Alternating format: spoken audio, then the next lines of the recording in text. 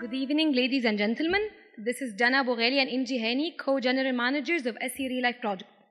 On behalf of the Student Union's Real Life Project, I'd like to welcome you all to the SC Real Life Education Competition's closing ceremony. SC Real Life has had a pivotal role in shaping AUC students into better individuals. It has drawn the pathway of students to pursue their dreams and build their personalities. This crucial role has started by individuals sitting here in this hall. They've laid down the foundation of this building, and we're here today to build upon it, with our own tweaks, of course. Today marks the ending of the first stage of the SC Real Life Competition 2nd edition, where the winning team will compete against other universities from all over Egypt. Last semester, we've started this milestone, a competition that tackles the problem faced by Egypt's ministries in order to build a better Egypt for us and the upcoming generations. Capping last year's competition, which has been established with the Ministry of Tourism, this year we have expanded our aspiration beyond the AUC boundaries. And we've made this in order to give each and every participant a chance of local exposure as well as winning a monetary prize. This year's SU Real Life Competition is part of an epic partnership between AUC, the Ministry of Education, as well as universities all over Egypt. This partnership, we aim for it to secure the contributions of several youth groups in order to address the challenges that are currently faced by the Ministry of Education in its newest reform program. Therefore, we are assembled here today not just to compete through empowering our strategic plans and our strategic ideas, but also in order to support a greater cause. Thank you. Now I'd like to introduce to the podium Provost Ehab Abdurrahman to give his welcome remarks as well.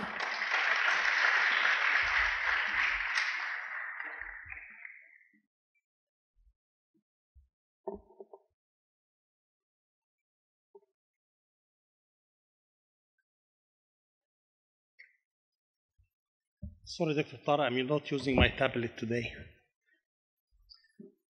Your Excellency, Dr. Tara Shawqi, my colleagues, dear students, good evening.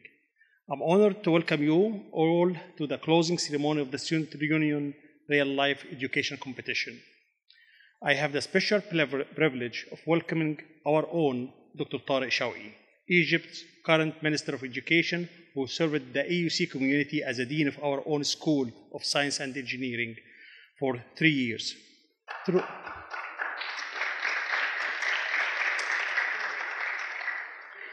Throughout his professional career, Minister Shawqi has strived to solve prevailing challenges facing Egypt's education system.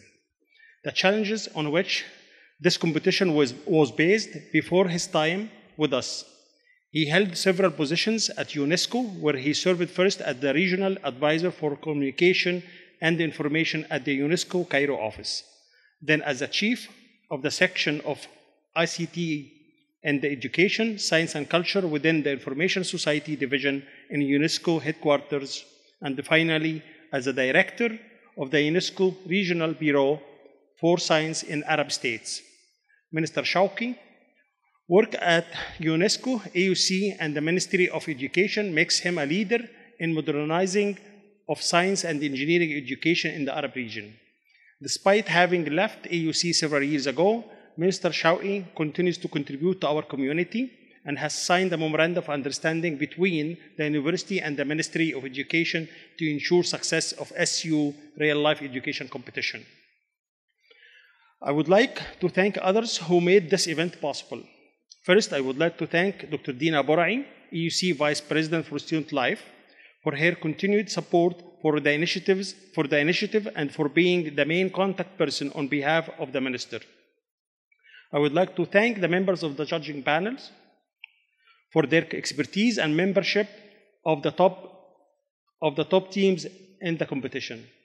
These panel members include Dr. Ahmed Tolba, Associate Provost for Strategic Enrollment Management at AUC, Ms. May Rami, the Senior Project Manager at the Office of Strategic and Academic Service at AUC's School of Business, Dr. Amina Magdi, who holds a PhD in Education from Cambridge University, Dr. Zakiya Nahas, the Director of Teachers Research and Development Center at MLS, Dr. Maha Bali, an Associate Professor of Practice at AUC Center of Learning and Teaching, and Dr. Niveen Ahmed, an Assistant Professor at the Department of Management at AUC. I would like also to thank the Office of Student Life, the Office of Strategic and Academic Services, and the Career Center for arranging the competition's events and operations. Last, but definitely not least, I want to thank all of the competition participants for their dedication to not only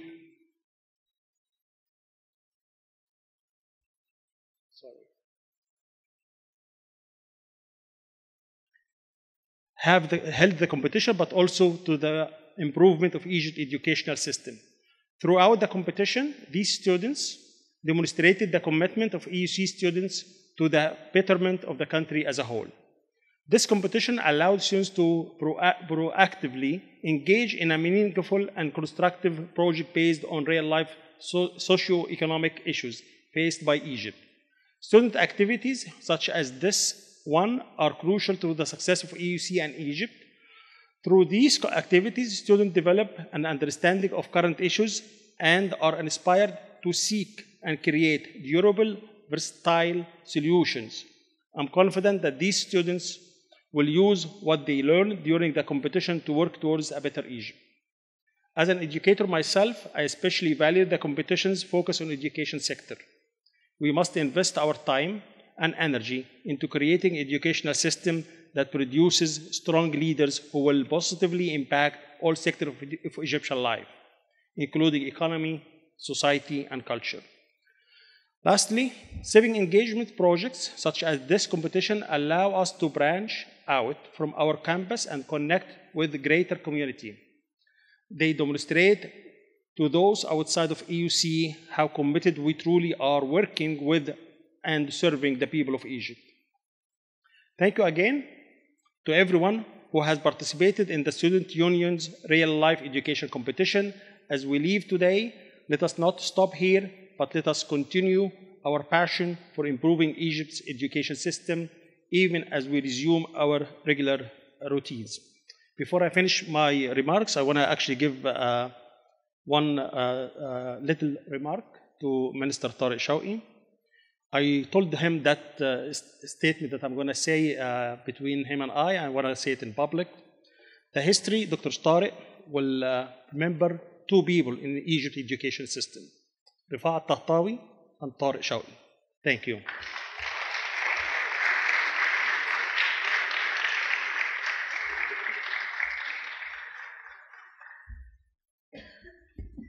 Thank you, Provost Ehab Abdurrahman, for this opening remarks. Esteemed guests, I would like to welcome you all to this event. My name is Sara Sami, and I will be the Master of Ceremonies for this evening. I would first like to start by welcoming Dr. Tariq Shawqi to the stage to give his opening remarks as well. And then we may proceed on with Dr. Dina Borai's opening remarks as well. And then we'll proceed on to the presentations. Thank you.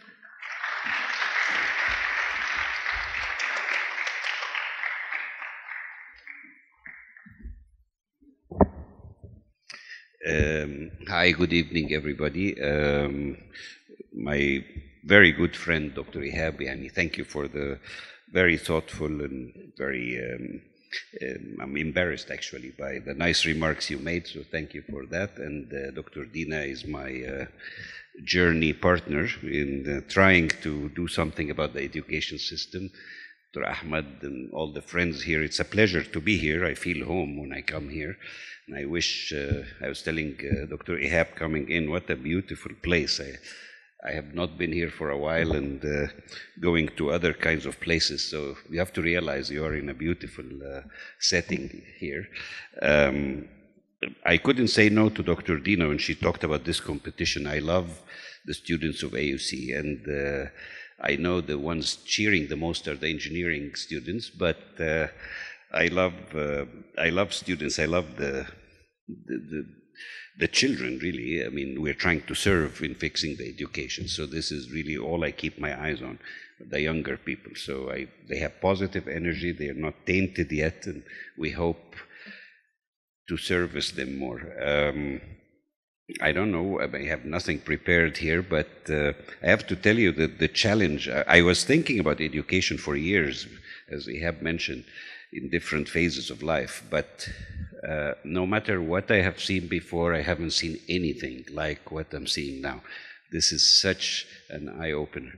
It's very hard to share that with you. I mean, you have to try it to figure out the problems. And I remember discussing things in conferences and writing recommendations and reading papers and so on. But seeing is believing. The reality is quite different, and the challenges are not in the book.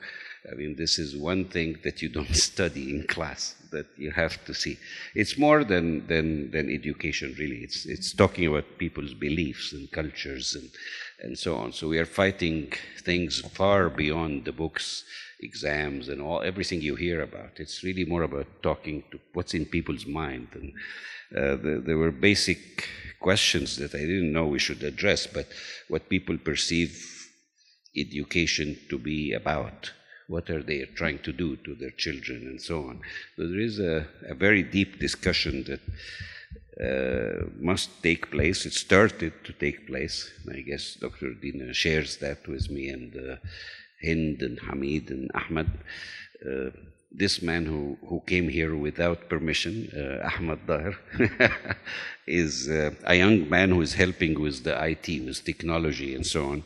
And we are battling with time. He keeps a smile, I don't know how, when he has to deliver those tablets in a week time, right?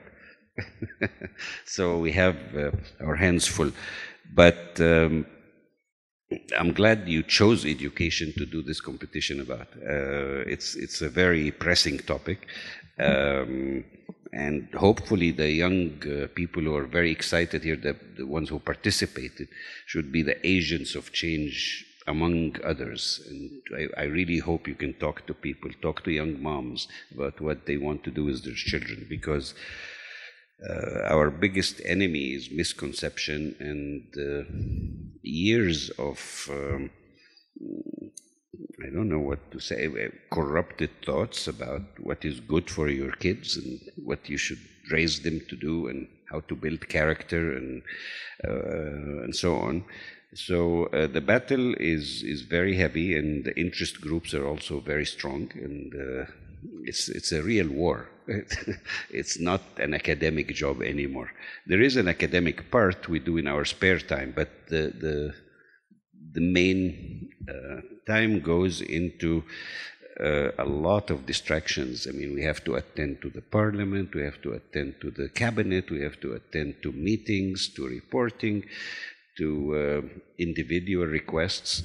I was showing my WhatsApp to Dr. Dina. We have like 50,000 messages a day at least, and all of them talk to you personally and write you question marks when you don't answer, like, why are you not talking back to me?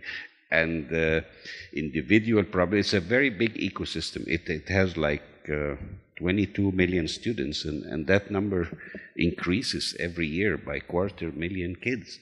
So it's a race also with the numbers. And the teachers are, I think, 1.3 million now, and we are hiring more. So every block is really heavy.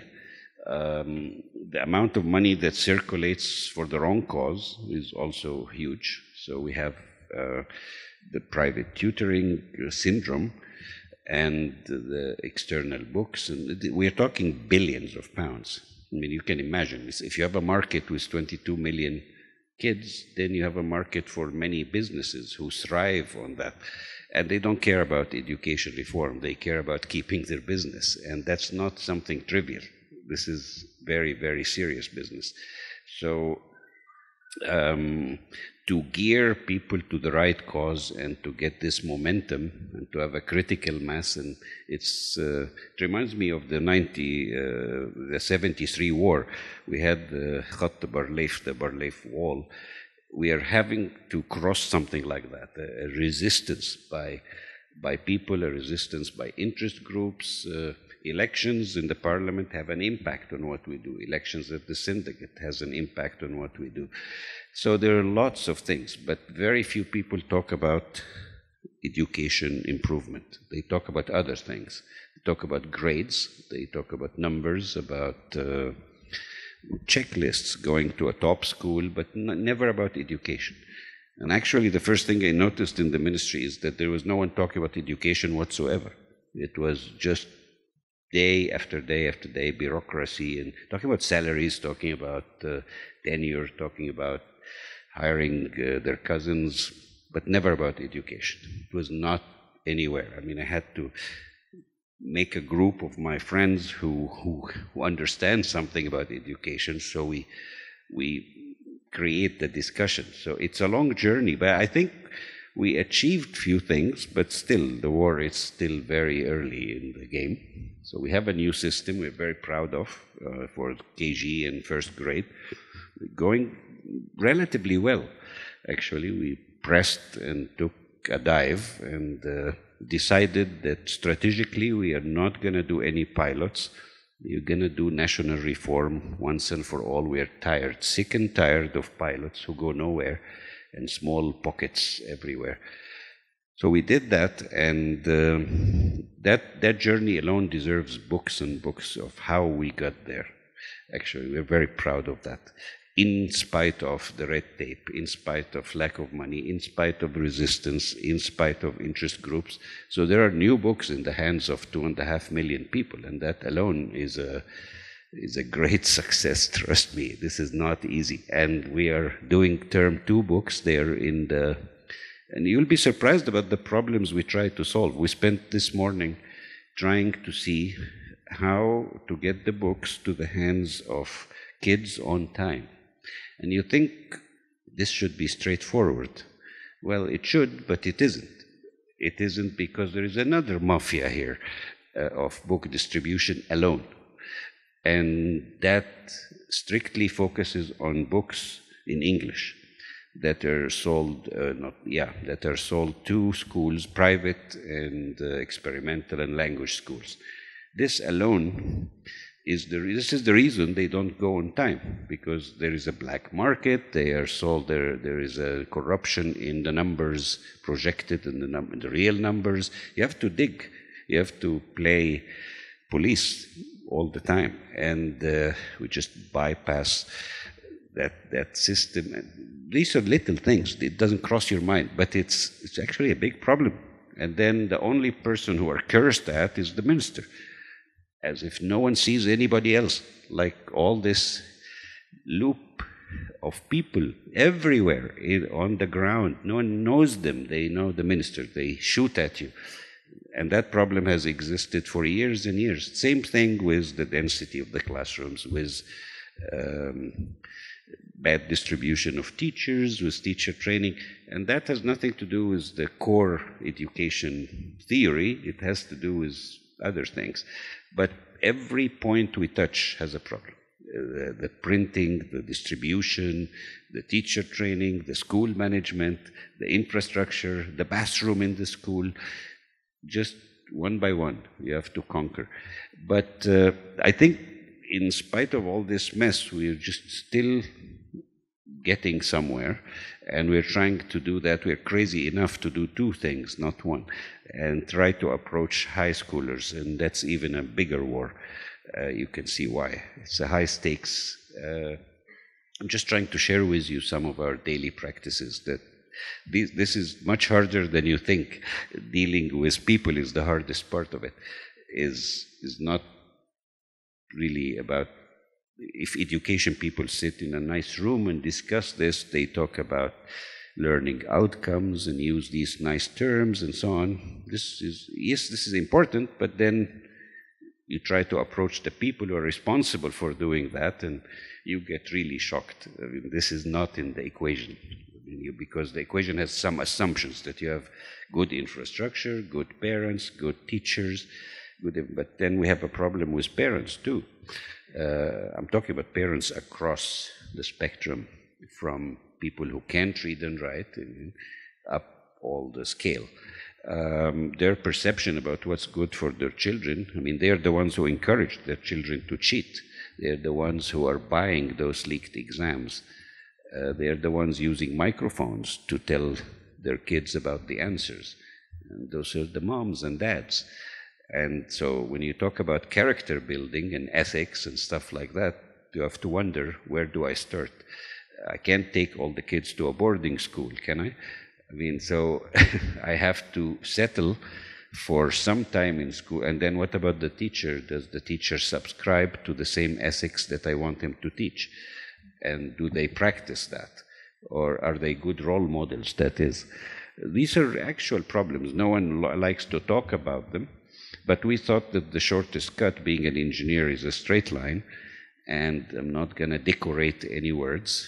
I have to show people that we do have a problem as a society, for sure. We have multiple problems as a society, and it's time to talk about it, get a mirror, look at it, and face it, and convince people, look, we have a sickness here, you have to cure it. And the reason we didn't control the leaked exams in the last 10th grade exam was intentional. Because every time we spend money, get the police and the army and blah, blah, to stop leaking the exams. That hides it. But the society doesn't realize they are the ones causing it. So we actually said, okay, we have an exam. We sat in a room and decided this devious plan, that we'll remove the grades, we'll remove all the stress. We say, look, this is a test, just go play with it. But they would still leak the exams, pay for them, and cheat.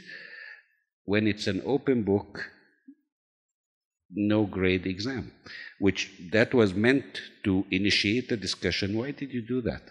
Why didn't you really try yourself, figure out how much do you know? It's like it's an addiction. The private tutoring is an addiction, and cheating is an addiction. It's a real disease. And the fact that the parents ask their kids to pray and then cheat is amazing.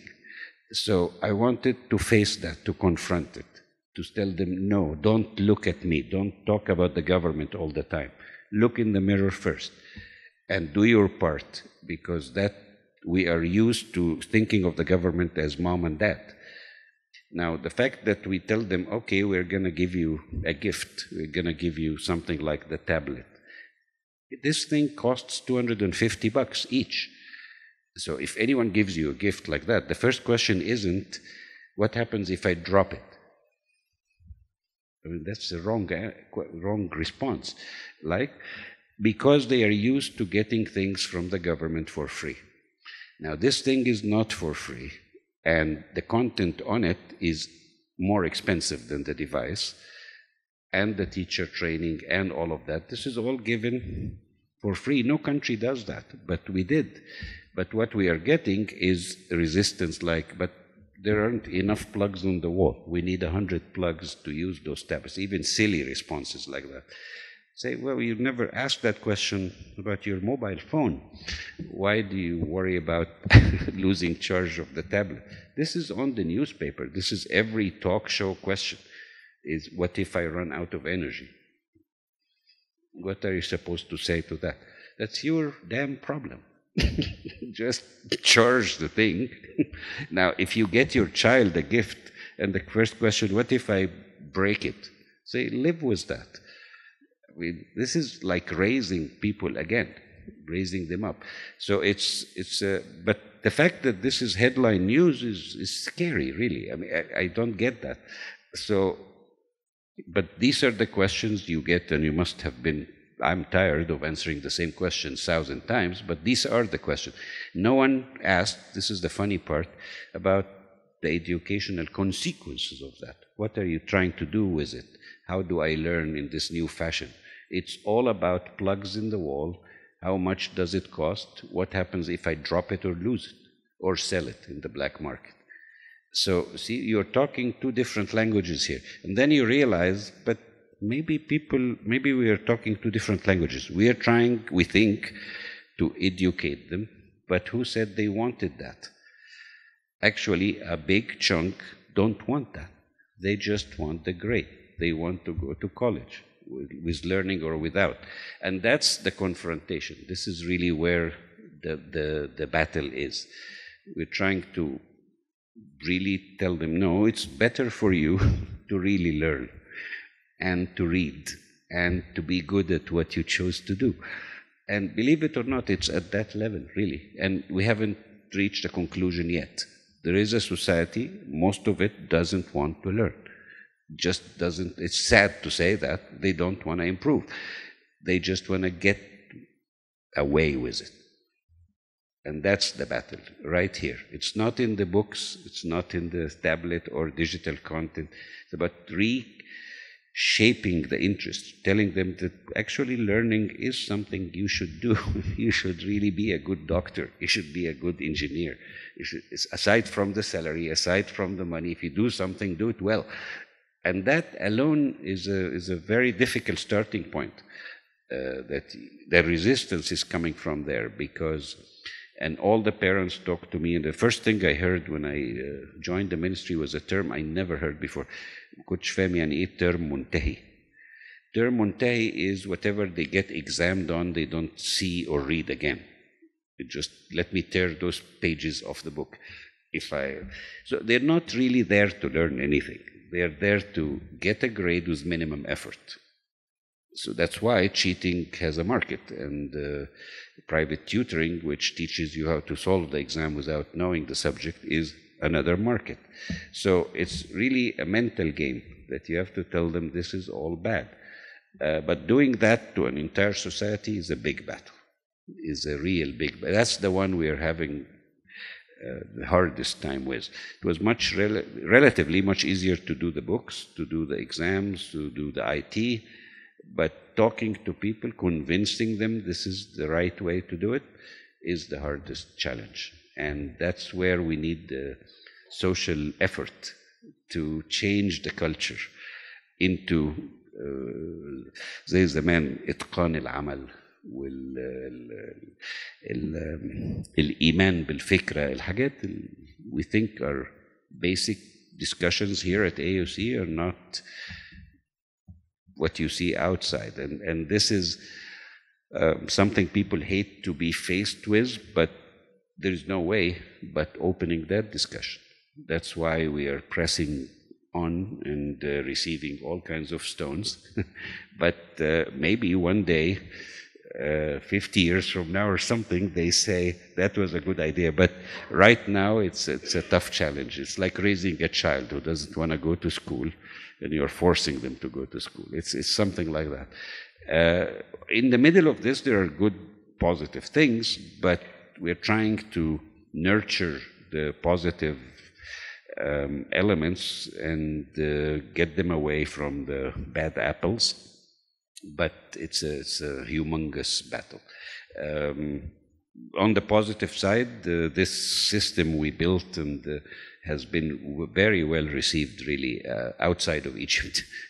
We were in London, and ministers of different countries were standing in a queue to talk to us about what we did here. And we were pleasantly surprised that this reached everywhere in the Arab world. And there was a meeting yesterday of 22 Arab ministries of education who wanted to follow our new curricula. And that is amazing. That's really cool. And they wanted to seek our advice for electronic exams, believe it or not, the ones we are tortured here because of, but others are very interested in. So there are good things, and I think we'll go somewhere. The best part is that the president here is very keen on getting this done, and he's the one supporting us when we fall down. He picks us up and say, keep going, don't worry about attacks. Just without that, we couldn't have lasted that long. But so I hope that political will is sustained. You can hear now about teachers asking for more money and asking for demonstration next Saturday, and for not going to school in term 2. There are all kinds of things, and those are all pushed by teachers who give private lessons, who are not happy with the new system. So they're trying every bit of the tricks they have. So anyway, I'll listen to your competition and shut up and give you a chance to tell us your ideas, but besides that, just after this is all over, try to help us go outside and explain to young moms that this is good for their children. Thank you.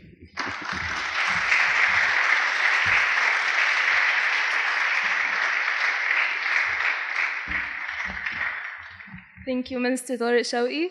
I would like now to invite Dr. Dina Borai to give her remarks as well. Yeah.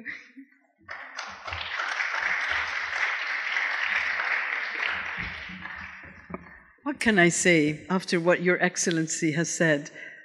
And I agree with Provost Ihab. You are, I think, an amazing visionary. You will be going down, I think, for sure, in history, as Provost Ihab said, along with Tahtawi and others.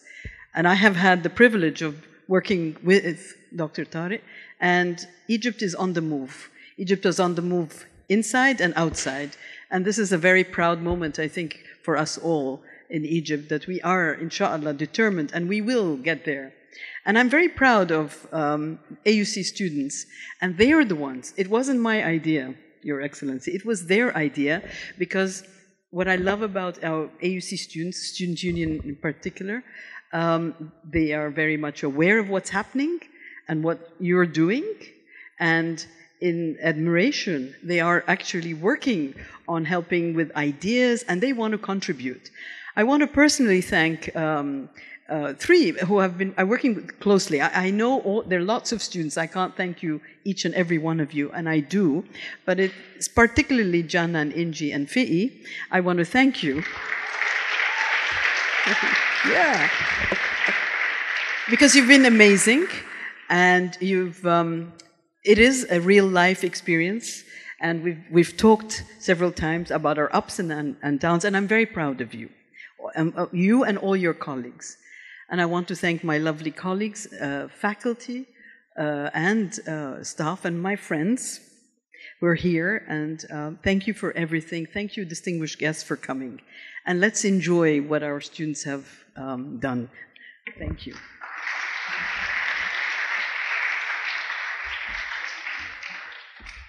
Thank you, Dr. Dina. As previously mentioned, and as Dr. Tariq has highlighted, we have a lot of challenges in our education system, and we've worked throughout the past few months to try to highlight some of these challenges through this competition. And with the help of the ministry, we were able to formulate a case based on one of its most pertinent challenges these days, which is the problem of teacher training and development, especially with the new curriculum reforms being implemented. Additionally, the ministry is bound to face some resistance to change from the teachers who are now giving the old curriculums and moving forward with the new curriculums. So we tried to highlight these two problems throughout this competition, and our teams have worked zealously over the past few months to try to come up with their own solutions to these problems. We would like to give them this platform to listen to their ideas. Before we begin, I would just like to ask you all to give them a fair chance to present their work by remaining seated, and to hold all your questions and comments till after they're done with their presentation. And without further ado, I would like to present the first team, the winning team for this competition, with their multidimensional online platform for teacher development, Madrastak.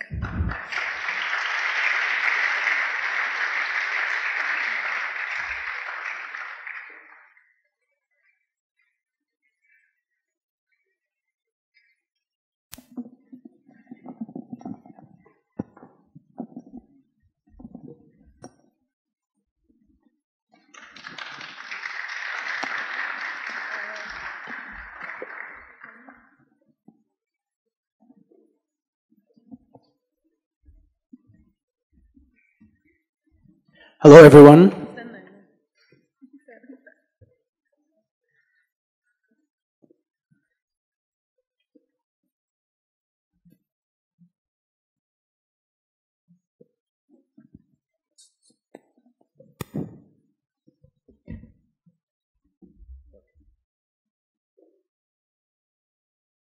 Hello, everyone. First of all, I want to thank His Excellency Dr. Tariq Shawqi for coming here today, and all the honorable guests we have here. My name is Mohammed Abdul Hamid, Yahya, Marwan, Asir and Noor.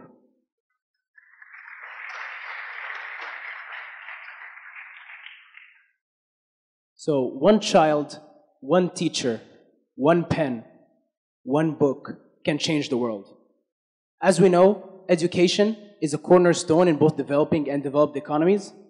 It is highly correlated to one's future income, and it directly affects one's future prospects in the labor market. And for many underprivileged individuals, it serves as perhaps the only route they have for upward social mobility. So basically what we have here today is we're trying to measure or gauge the effectiveness of education, which is quite difficult. However, there are three main points that are generally looked upon: accessibility, followed by quality, and relevance. As far as accessibility, Egypt has been doing a great job. According to the World Bank's last few reports over the last few years, current enrollment levels have been steadily increasing. However, the latter 2 points still remain problematic. And that's why the Ministry of Education has come forward with the Education 2.0 initiative in order to address these issues. However, trying to implement such a radical change on a very wide scale is bound to raise a number of issues and concerns. That's exactly what we broke down in our problem statement. What we have here is two main issues: training and the resistance. For the trainings, a lot of the teachers we talked to were quite vocal about the fact that the trainers do not really know what they're talking about. Some of the questions they get asked, they don't know how to answer it. And so our solution had to solve this problem. We had to ensure that the consistency level of the caliber of the trainers remains consistent. The other two issues are related to one another. Basically, there are around 1.3 million teachers. And of course, attempting to reach all those teachers who are dispersed among the whole nation is going to cost and be logistically and financially difficult for the ministry. And that's why our solution had to address those issues too. As far as the second issue, resistance, we've identified two main stakeholders: the parents and the teachers. For the parents, basically, they have the culture of having their children memorize everything. They're used to having everything memorized and coming home with a lot of work to do. So this culture needed to be changed. Also, for the teachers, some of them have been teaching for decades. They've been doing it the same way. So trying to change and incentivize them to do different is one of the issues we had to tackle.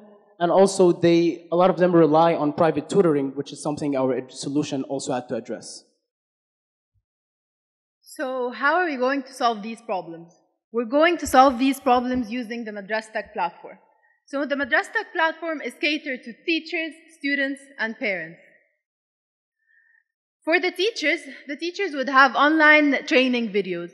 These training videos would be provided, so the ministry would choose the best teachers in each governorate, and these teachers would be trained and then would provide training videos for other teachers to improve their teaching methods. The teachers would have access to training videos in student engagement, student psychology, and how to become a better teacher in general. They would then be able to upload their own videos and their own content for other students to see. Here also, the teachers would be able to monitor their performance using data analytics. So here, for example, the teacher could see their students' video completion, the performance of students in different tasks provided by the teachers, and so on. They'd be able also to have access to a forum where they could ask questions directly to the ministry, to other teachers, and other administrators who would be qualified to answer any questions they would have. So connecting this back to our problem statement, the first issue we had is there was a lack of motivation, lack of incentive for them to change. And we changed that by there will be those competitions that when hosted, the teacher and the student can, if they want, the teacher can be fast-tracked to a promotion, or they could win like a scholarship abroad. Secondly, the issue of private tutoring. We attempt to tackle that, which we will later talk about, our revenue system from the ads that will be generated through our platform. And lastly, the teachers who were confused about the material or did not know some of the details can now view the trainings directly from our platform. So the next part of our educational system is focused on the students, as they are the heart of the system. So here we have the home page of the Madrastak platform for students, and as you can see, the, students will have access to any content that teachers post. Then we have a videos page in which the student will have access to content posted by any teacher from any other school. This is done to ensure that in the transitional process, no student is left behind. And if there are some teachers who are currently underqualified or their style of teaching does not meet the student's style of learning, the student will actually be able to see how a different teacher in another school is teaching. Then we have a progress page. In this page, the student will be able to see how he's performing. And of course, for older students, there'll be activities he can do to strengthen his weak points. And lastly, we have a forum which will include all students in Egypt. And this forum will allow students to discuss their issues or discuss any projects they may have with students from other schools who may have the same interests. We also wanted to strengthen the bond between teacher and student, as well as foster the creativity of these students by having programs such as the initiative that's here now in the program Al-Abaqara. These are mainly competitions in which students and teachers will compete, and winning teams will have access to several rewards such as research funds or promotions, as my colleague mentioned, etc. And these prizes will be funded by the student fund we will talk about later. So basically connecting this back to our problem statement, our main point of this platform, we also want to ensure that if there are teachers who take time to adapt for this platform, we don't want to leave any students behind. We want to ensure that this transitional period is as effective and smooth as possible. So this is possible where those students, if their teacher takes time to adapt or for whatever reason, they can view other teachers online and be able to not fall behind. Also, our platform provides a lot of material that encourages meaningful learning rather than remote-based ones or memorization-based. Also, it is a very eco-friendly solution as it will decrease a lot of the paper usage. So, as mentioned, parents play an integral part in the whole process. Parents will have access to the same homepage as their children to view the most recent content posted by the teachers. Next, they will have access to a monthly calendar post where the teachers will post monthly objectives that the students should achieve. And then the parents can monitor their children's progress when in line with these objectives. And parents can finally evaluate the teacher's performance based on their children's progress. So for the parent user, what we see is that initially they have the culture of being used to have their children a lot of work and memorization-based one. However, our solution will provide as a list of objectives where if they see their children reach those, by the time those days come, then they'll be convinced that the system actually works. Secondly, if any parent is confused, they could access the material along with their child on the platform. And lastly, it would help establish and strengthen the trust between the ministry and the parent. Now for the ministry platform, through the ministry side, they will be able to pinpoint a lot of things through this dashboard as the student satisfaction, the performance, and other details. The benefits of that is that initially it was quite difficult for them to pinpoint any issues as the system is quite huge. Now on our platform, they're able to easily identify any issues and monitor everything. Secondly, it helps them alleviate a lot of financial and logistical burden that they would have to endure if they were to send trainings to everyone at the same level of caliber and consistency. Thirdly, it helps establish an effective communication channel between all the relevant stakeholders. Okay, and now I'll be talking with you about how the Madrastak Online platform will be generating revenues to the Ministry of Education and other stakeholders. The Madrastak Online platform has three main revenue streams. The first is universities. Universities will have the option to pay some sort of subscription to the Ministry of Education to pinpoint the highest achieving students in schools and offer them scholarships. Of course, this is with the consent of the students.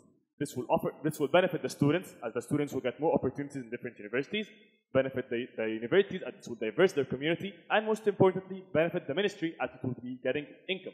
Second is strategical partnerships that the ministry will be doing with other private corporations that will cover a lot of our costs Finally, and most importantly, is advertisements. As we mentioned before, there are a lot of videos on the platform that the students will, and the parents and the teachers will be watching. These videos will have multiple advertisements based on a specific model, and this will generate a lot of revenues to the Madrasah Online platform. This is the advertisement model that we have. We have 3 different advertisement slots. They are mostly modeled after YouTube. The first is the video ad. The video ad is the advertisement that appears before the video starts or in the intervals in between, and it's skippable by the students, so they're not forced to watch it till the end, and it appears 3 times per hour. And of course, every single one of this time costs around 3 Egyptian pounds. Second is the label ad that appears 10 times per hour, and it costs around 1 Egyptian pound per frequency, and it can be closed from a button on the top right side. Third is the banner ad, which is up the right side of the page. It's only one during the whole video. It can be hidden by a full screen, but it cannot be closed, and it costs 3 Egyptian pounds. This means that in 1 hour, in one video, in one view, the Madrasah Online platform can generate at least 22 Egyptian pounds. And this is a very good number for one view of the model. When we created the financial model for the Madrasah Online platform, we had several assumptions, and we would like to share it with you. The first is the number of students. Mr. Tariq Shai mentioned that we had 22 million students in our Egyptian schools. According to the ministry as well, around 16 million of them participate in private tutoring. We assume in the Madrasah Online platform that only 5% of these 16 million will be using the Madrasah Online platform in the first year, which is around 800,000 students.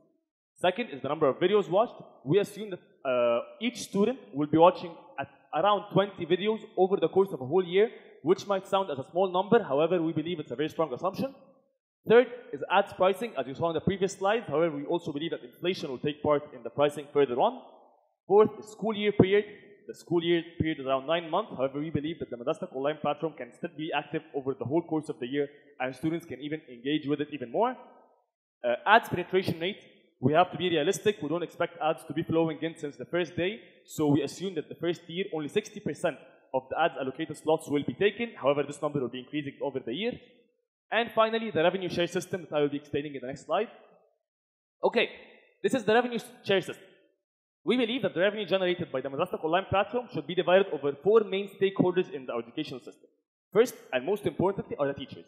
Teachers are the ones who create the content, post the content, work hard with the students, and they will be getting 50% of the revenues that the Madrasah Online platform will be receiving. This will secure to them a sustainable source of income. This will help eliminate the tendency of the teachers to go to private tutoring, and this will help us implement Education 2.0 and the 2030 vision. Second is the 25% going to the Ministry of Education that will be used for infrastructure projects and will also be used to hire more personnel and get more resources. Third is 20%, and it will go to internet providers. As we know, only 30% of the students in Egypt have internet access. And therefore, by partnering with internet providers and giving them 20% of our revenues, they will be offering to us in Madrasah Online platform free of charge to any students. So all students will have access to it, whether they have internet or not. This will be giving the internet providers 20%. The last 5% will go to the student fund that Muhammad mentioned before, that will be funding the competitions, funding the scholarships, funding the other incentives that will be given. And these are the 4 main stakeholders we believe are the most important. Finally, these are some of projected revenues and usage rates. We assume and we highly forecast that Madrasah Online platform can generate up to 4 billion Egyptian pounds in 5 years. 2 billion will be going to the teachers, obviously. 1 billion will be going to the government. And we also believe, as we saw that around 5% of the students will be using the platform in the first year, we hope that by the 5th year, between 25 to 30% of the students will be using it. Finally, the Madrasah Online platform is a multidimensional idea. It tackles most if not all the problems we have in our educational system, and we believe that by its implementation, we can have a better implementation of Education 2.0. Thank you.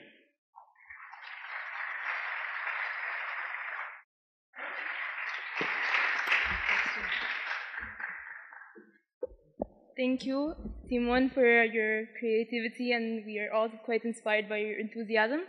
We'll open now the floor for questions. If anyone has any questions, please raise your hand so we may pass around the microphone.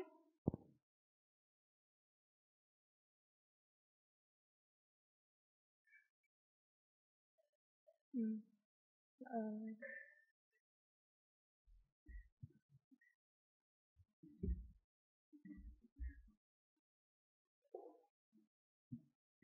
Well, this is really nice. It's very refreshing for us to see you, to hear you, to see that you really have been thinking about all the issues. And my colleagues are behind, some of them are your age, and must be very proud of you as much as I am. But let me tell you, we have elements of what you are talking about. You must have read, you know about the Egyptian Knowledge Bank as a platform. We have a platform for teacher training that could lend itself to some parts of what you're talking about, called Lingo.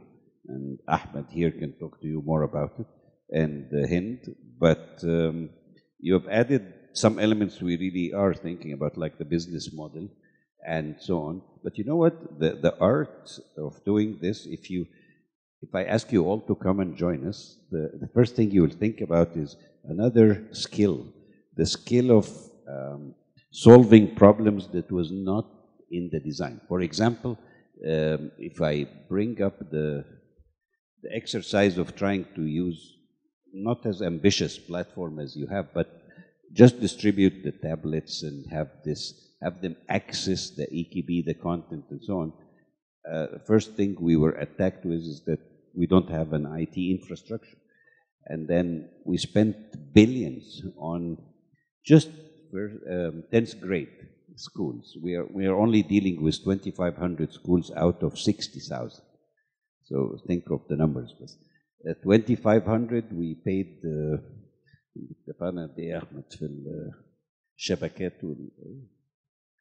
about 6 billion pounds to do fiber optics plus internal networks, just to have an infrastructure in schools. Plus the price of the tablets, that brings it up to 10 billion. That's before you use the software. So a part of the business model, I think, would be the initial investment in, if you want to cover beyond 10th grade. We were talking this morning about inviting the private sector, for example, to create a market for devices and for connectivity for others to buy optionally, like people who are not in 10th grade, to encourage the industry and have a cut out of that for the ministry to license it, something like that. But there are problems in Egypt on the ground, for example, and then the training of teachers and students. We are going tomorrow to produce infographics telling students how to open those devices, how to configure them, how to browse. There are real training issues. What we forget is people who use those tablets are at different levels of education and sophistication. Some of them are very simplistic. They don't know how to use anything, and some are, of course, good at it. These are actually real costs. And then there are all the red tape and bureaucracy. And for us to contract anybody is an adventure, and to choose a vendor, to choose a system, and to buy it and to implement it and so on. But even the business, if we get money, we have a problem receiving money. This is amazing. The government is designed to spend, not to make money. And to have this concept of fundraising is foreign to the government. Actually, I received money. I have to go to the cabinet, get approval to accept the money. You know, even if it's a gift, I have to seek cabinet approval. If it's above a certain threshold, about 5 million pounds or something, a small number. We have money given to us by partners around the world. We don't know how to handle it. We have all the systems to spend, but not to make money. So these are actual problems. But at the end, this is very promising, and I hope we can work with you, at least beyond the competition, with the younger folks behind me, to take some ideas from you, and we'll give you credit for it. Not money, but credit. Thank you for a great job, actually.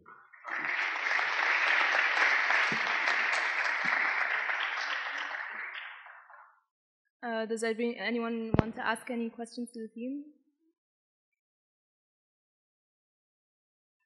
Okay, thank you, Team 1. We'll now move on to...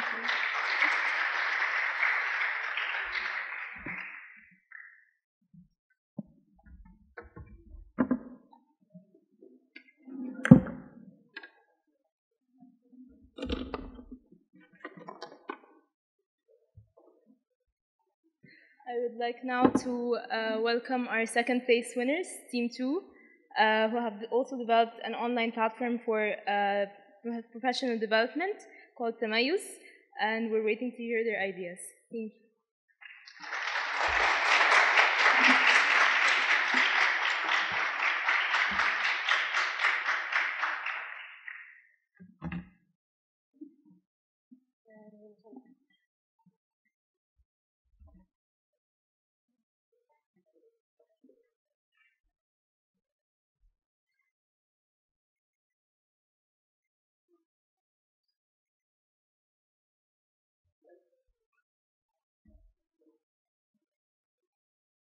Please. Okay. Good evening, everyone. I'd like to welcome you all. I'd like to welcome His Excellency Minister Dr. Tariq Shawi and our beloved guests and our attendees. We're going to tell you more about how our presentation is going to unfold. This is our executive summary. You can see the introduction, education. Okay. And unraveling the core problem of our presentation, which is tackling the main problem that we believe is facing all Egyptian education in general, which is the teachers' resistance to change.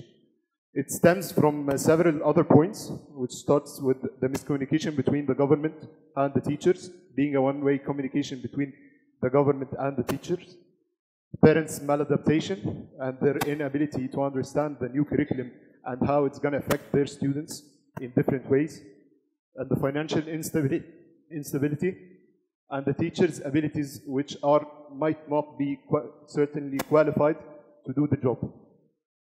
So, why do we need an educational reform? To start with, we believe that the 21st century skills are very essential for all students from various ages, which is not tackled by the old curriculum, which is more like content-oriented and focuses on memorization and superficial understanding. So we built up an inclusive plan focusing on teachers, parents, and government as our main stakeholders. Introducing to you our online platform, Tamayus.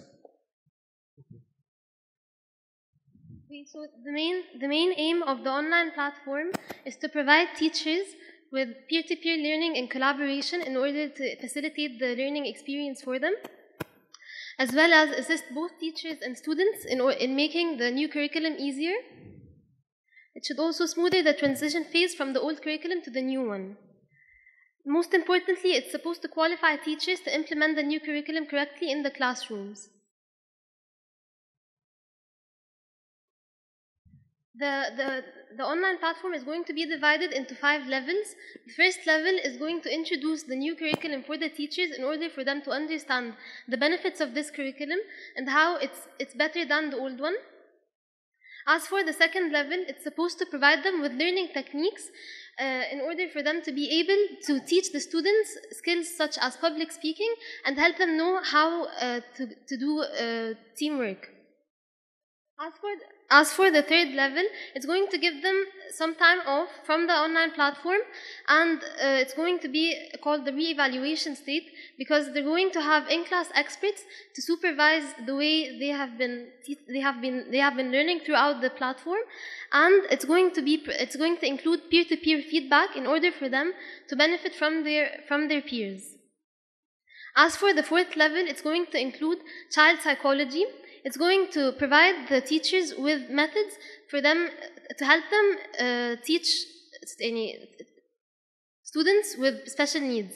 It's also going to include role play with the teachers in order for them to be able to know how to deal with different students, such as troublemakers or students who suffer from ADHD, for example. As for the fifth level and the most important level, it's going to equip the teachers with the 21st century skills that are being taught for the children. We're going to include in the fifth level experiential learning, and there's going to be expert feedback in meetings by educational experts, and we're also going to provide them with peer-to-peer feedback. The content that's going to be provided in the online platform is going to be in 3 forms: videos, audios, and readings. The videos are going to be in discussion forums, and there are going to be discussion forums for the teachers to exchange opinions and to add to the things that are being provided in the videos. The audios are going to be for the people who might face a problem with the videos, and the readings are going to be provided for further research for the teachers, as well as for them to be able to go back and read the scripts provided in the videos. Now, what comes next after content is how teachers will be evaluated during and after the previously mentioned levels. So we have to first identify the 2 types of assessment. We have formative assessment and evaluative assessment. Formative assessment is composed of MCQ questions and true or false questions that will come from a question bank mixed in order and different types of questions, so that teachers will be able to assess themselves properly. Evaluative assessment is assessment that occurs in class and on the platform. For example, on the platform, administrators will be able to provide feedback for teachers after solving levels. Conferences and presentations will occur in rotation and meetings, and also teachers will be able to provide peer-to-peer feedback after each unit or after each level. Because we wanted our plan to be as inclusive as possible, an inclusive learning environment is needed. So the community of inquiry introduces the 3 main presences that are needed for an educational development experience to be as efficient as possible. First is the social presence. The social presence is where teachers feel like their characters are expressed, and peer-to-peer evaluation and feedback, where they feel like their learning experience is more individualized and personalized. The teaching presence comes after, where teachers, in this case the experts, set the material and promote 2-way communication and act as intermediaries between the government and the schools or the teachers. Lastly, cognitive presence, which is implemented throughout the whole platform or the whole plan through the 5-level courses and continuous evaluation. Next up is our design.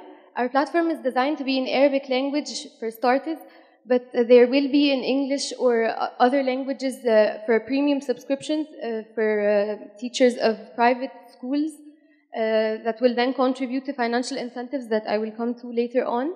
This is what the user profile will look like. A teacher's user will include his school name, department name, subdivision, and how much he has completed from the 5 levels. He can then move on to viewing the exercises in each unit, videos, audios, and readings, as previously mentioned. And there is a chart for progress analysis. Also, as I mentioned before, supervisors and instructors are able to add comments to the teachers on the online platform after reviewing their work, which will look like this.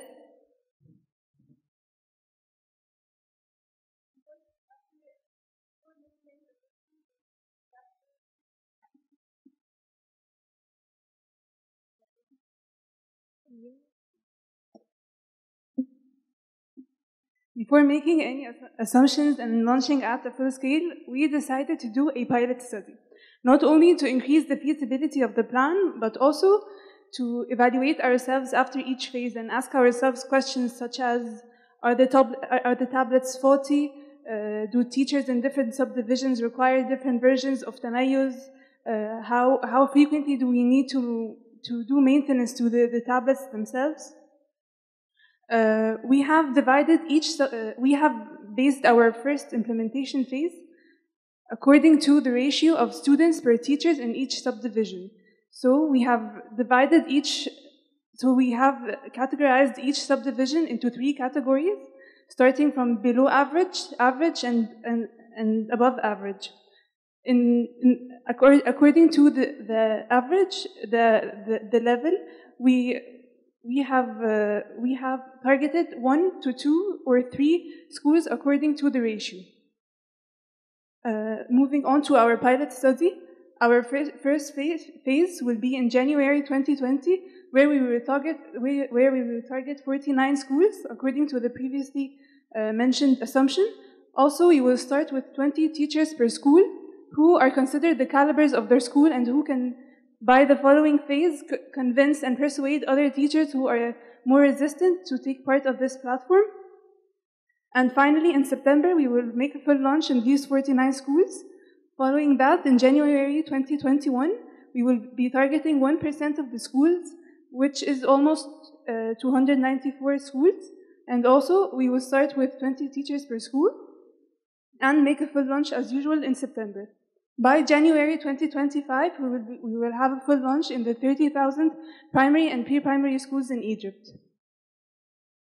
During and after each phase, we will have feedback, rotation, and meetings after each month, since teachers will have only 1 month to complete 1 level. These meetings will encourage openness from teachers to say their feedbacks about the tablets and make the proper amendments during each phase. After that, we will have expert supervision in class. After each month, there will be an expert supervising the class and giving constructive criticism to each teacher. Also, we will have a point-based system, as mentioned before, where teachers who earn a specific number of points will be promoted to being supervisors in class. And last but not least, there will be peer reviews where teachers will be able to supervise other peers in class and give them their feedback about their way of teaching. Moving on to our proposed budget, after getting quotations from software experts, filming and editing experts, as well as tech and internet providers, we have come into the conclusion of that for phase 1, our proposed budget will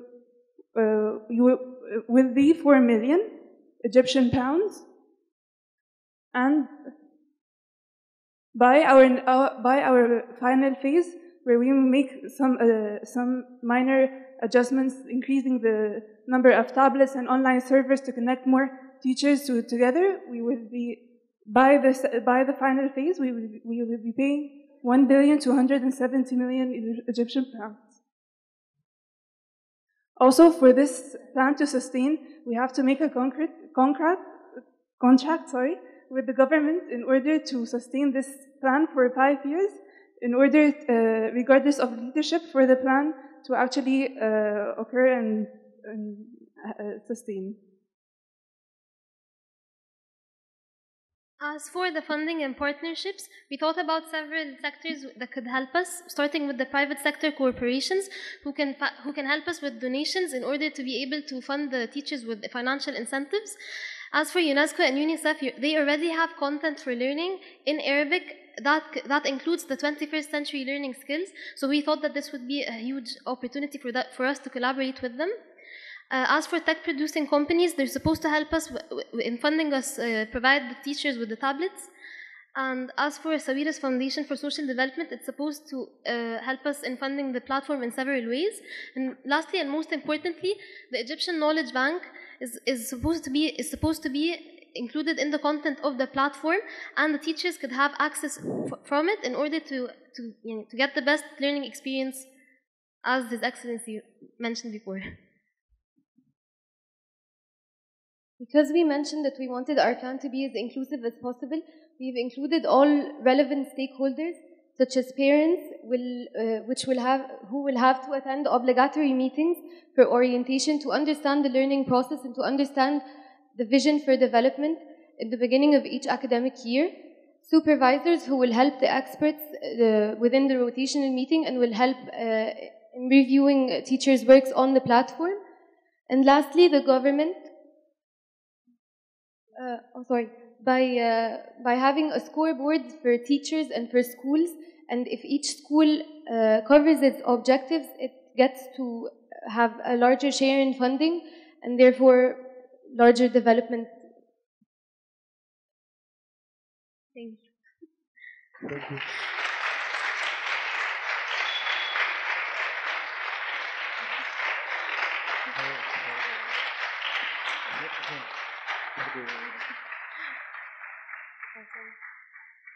Thank you to our second place winners.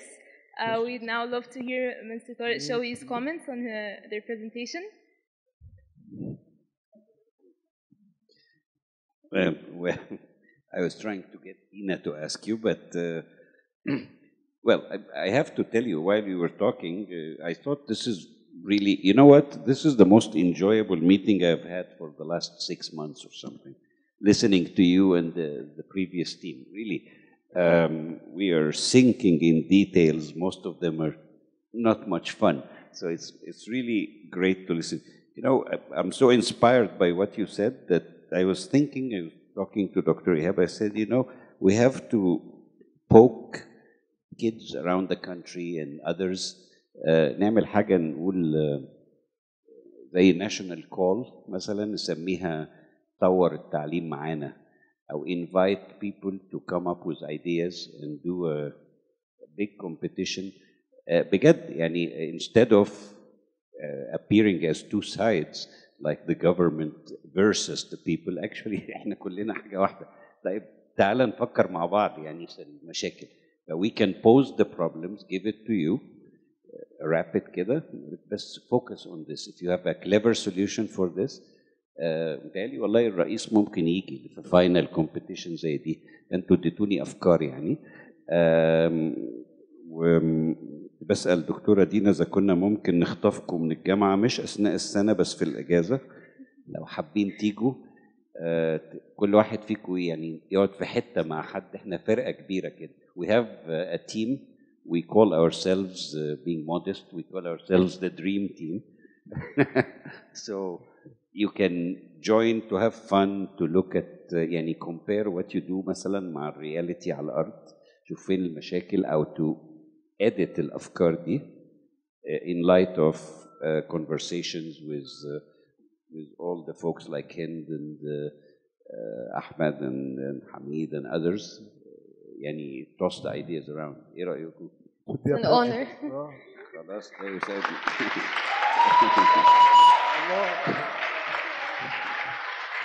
طيب حلو. يلا كده الجامعات التانية هتغير منكم بس يلا ماشي. على العموم لا والله it would be lovely to have you يعني work more on this معانا. Whatever works we take it. We'll give you credit for that. خلاص يعني كل واحد اسمه على الفكرة بتاعته. بس لا والله we wanna build on it.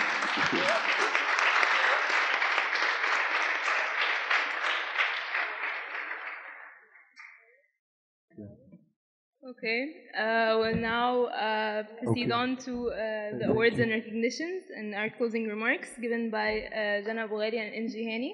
Thank you all for coming and enjoy the rest of the evening.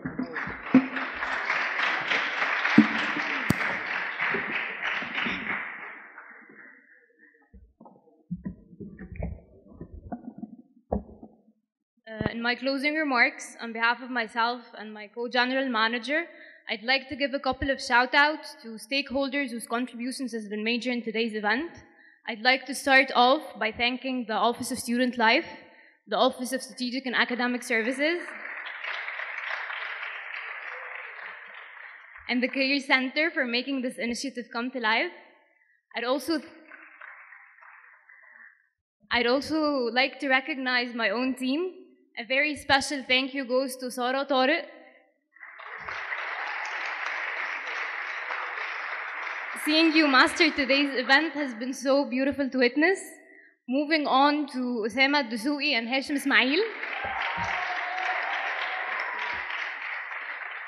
Thank you so much for your efforts in the past month. I'd also like to thank Yusuf Ghaffar, Academic Affairs Associate Chairperson. for his constant guidance and support. And last but definitely not least, I'd like to thank Muhammad Al-Fei. He's the Academic Affairs Chairperson and the SU Real Life founder. Thank you so much for making this competition come to life. You passing it selflessly through the past 1.5 years makes today's success yours as much as it's ours. Thank you.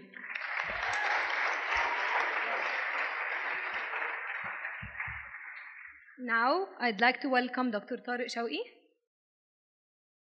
Dr. Dina Borai, Provost Ihab Abdurrahman, and Saeed Zakaria, Student Union's President, on stage to officially recognize the students. But firstly, we'll recognize the judging panel who helped a lot build this competition till the very end. Dr. Ahmed Torba, Associate Provost.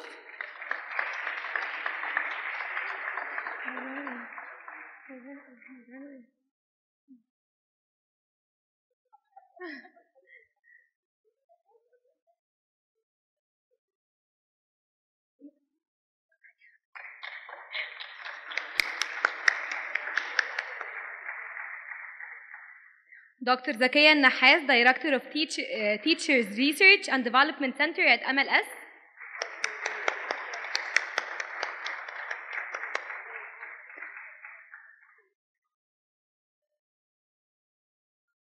Dr. Niveen Ahmed, Associate Professor of Management Department at AUC.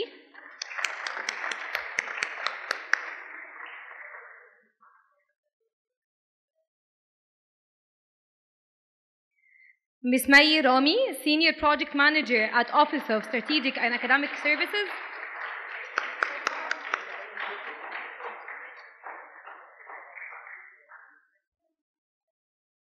We'd also like to thank Dr. Maha Bali and Dr. Amina Magdi, who didn't come today, unfortunately, but we'd like to recognize them.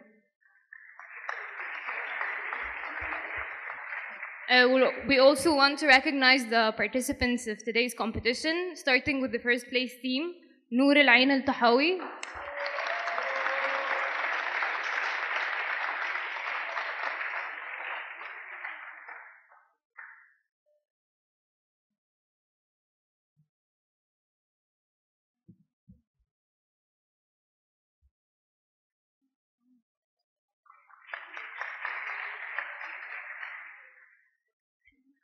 Yahya Al-Kurma.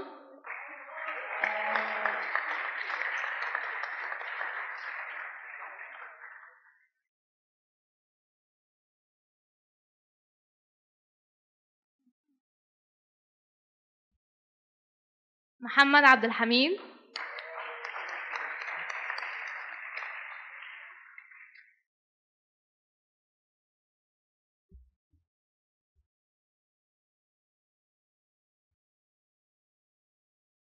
Marwan Khalid.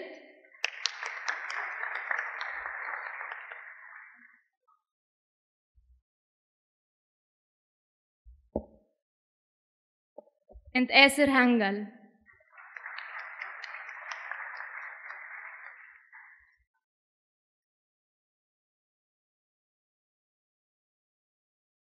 Moving on to the second place team. We're going to take we're going to take a group photo now with the check.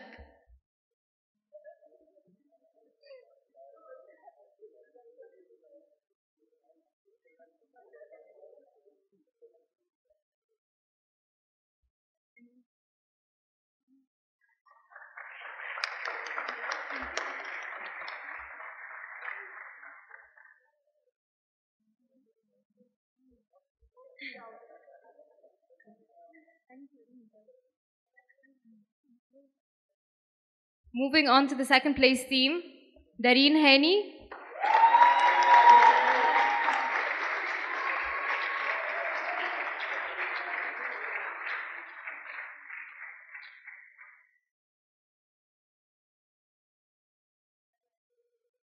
Maysoon Hatem.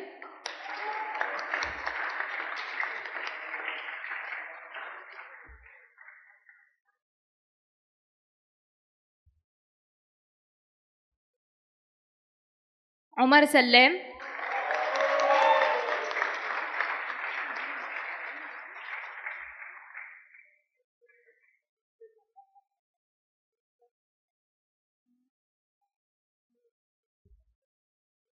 مريم إبراهيم.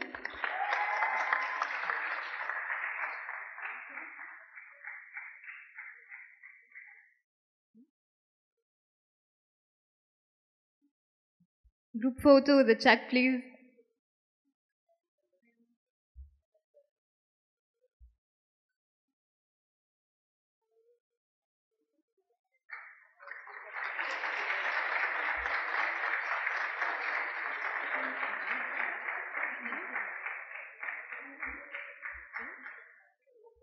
Third place team, Hamza Yusuf.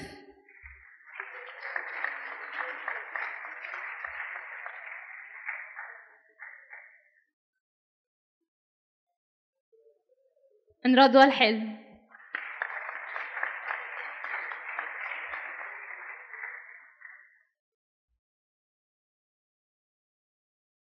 We'd also like to recognize Dr. Dina Borai for her immense support with this initiative.